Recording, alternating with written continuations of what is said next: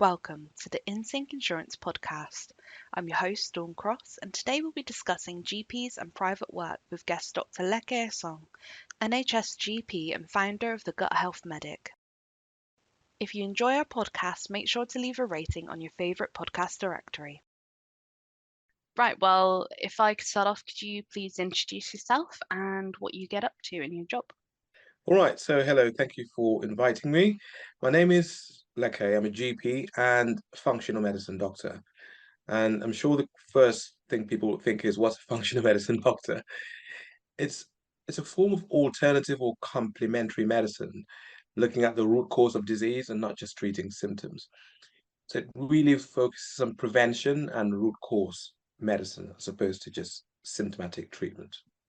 Wow, that sounds amazing. So, my first question for you today is how did you get into medicine? It's medicine. Oh, my dad was a surgeon, so I grew up in a medical household. So yeah, it just came by osmosis, probably. I'm not a surgeon, but at least still in the medical field. That's absolutely brilliant. Did you end up having like maybe a different career path that you would have taken, or was it definitely I think I realized surgery was too busy, so I thought GP. I like variation, so I thought GP was the next best thing, but actually, GP is actually so busy. mm. It's probably worse than surgery. I don't know. Depends. So my next question is kind of what advice would you give to doctors just starting out? Good one. I would say one, keep an open mind. So listen to patients. Patients might tell you things you don't know. So medical textbooks haven't got all the answers. And I'd say take care of yourself. So important. Oh, definitely. Um, Thinking a bit, so when you first started out, what was something that surprised you when you started as a doctor? Surprise me. I think the body is quite resilient. So it's not easy to die. I know it sounds weird. Yeah, your body has very numerous coping mechanisms. So yeah, your body's quite resilient. Cool, that's really interesting. So obviously, before starting the interview, I did a bit of research into you. I wanted Mm. to ask, what prompted you to kind of branch out into the private sector, as I saw that, you do stuff not just within the NHS, but obviously outside as well. Yeah, so that was due to necessity, probably. So many years ago, I developed really strange symptoms, gut symptoms, aches and pains, being tired all the time, Mm, pins and needles in my fingers, really vague symptoms. So I saw different consultants and different specialties and had all the tests you could imagine, and they could never find anything at all. So I thought something must be missing. I didn't actually just live with it. I just thought the best people can't find it. I'm just probably a strange person. When I started GP training, I realized there were lots of patients in the same boat. So that even spurred me more to look for answers. So that's how I came across functional medicine and researched everything I could find. And then I got quite good at it because I then healed myself after seeing lots of practitioners and reading everything I could find, going to different conferences. Then I thought, oh, I think I'm onto something here. I can help other patients. And that's how I started Gut Health Medic. And yeah, to help patients with similar vague symptoms, typically chronic disease, things which GPs can fix, things which consultants can fix. mm. That's amazing. So obviously you've kind of founded that over your own issues, which is, not necessarily the best way to start off with a business idea, but then you kind of find almost a gap where actually not all of the things are simple to diagnose, which is a Mm. shame, but unfortunately. But at the same time, it's great because you've actually come to this realization about gut health medic and helping other people. So obviously you've mentioned it. Could you go into a bit more depth about what it is, how it can help people, if anyone is looking for help with that? Yeah, good question. So when I started about 3 years ago, I was quite lucky. The demand was quite high. So I've actually got about a 6 month wait now, unfortunately. And after COVID, well, COVID in a way, I would say helped me. I mean, because people developed really strange symptoms from COVID, I think, Mm, and I think the prolonged lockdowns also maybe increased people's stress levels in a way. So I had lots of demand from that side of things. And then the GP work also increased exponentially. So I was actually struggling to cope to do both things. And that's why I'm trying to launch online courses now with certain pre-made courses which can help people. And that Wow. way more people can be helped. And then I still run one-to-one uh, consultations, but I'm hoping the courses will be able to cater for a larger audience. But yeah, anything with gut symptoms, aches and pains, stress, craving, poor immunity, tired all the time, that sort of thing I deal with. Well, that sounds absolutely brilliant. So, I guess my next question is a little bit more on the boring side, I guess, but obviously Mm. creating the service is almost, it's kind of a private service. How have you found starting out in the private sector as a doctor? Because obviously, I know some people are probably very interested in developing or even just doing their own practice eventually and moving maybe away from the NHS. So how do you start? I think just do it like Nike. No, so once there's a gap in the market, or there's a need, then you can then fill the gap. Mm. So what's the question? Yeah, how do you do it practically? Yeah, I guess just kind of, how you found trying to go into private, was there any kind of like roadblocks or anything? Um, All right. yeah. Yeah, I see what you mean.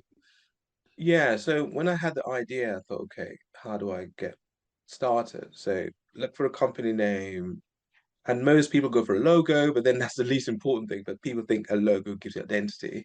Mm, And then you've got to look for a website kind of builder, and you get the website going. And then the most difficult part is getting patients. I think it's called in marketing client acquisition. That's quite difficult. In the NHS, the government give you patients. You just got to see them. You're not looking for a patient. mm, In the private sector, a patient is you've got to attract patients by content or by word of mouth or whatever, blogs. So it is more difficult from that point of view because you need to attract a client. In the NHS, as long as you're in a catchment area and there's a GP there, that is it. And then you've got the issue of billing, and then website hitches here and there. It's a whole different world, actually, mm. the private world. But yeah, once you can get a client, then that's the most difficult part done. You just got to then deliver a service. Well, definitely. Have you had uh, any memorable lessons that you've learned over the last 3 years running your business that you can maybe share with us? Memorable lessons.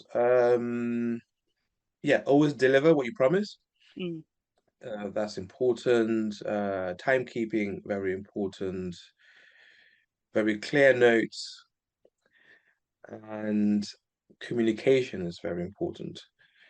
Most patients with chronic disease, you need time for them to heal. So it's very important to let the client know.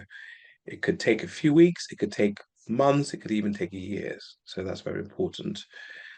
And what else? I think those are the main ones. There are probably other ones I can't think, but I'll let you know. That's when it comes into my brain. no, that's absolutely fine.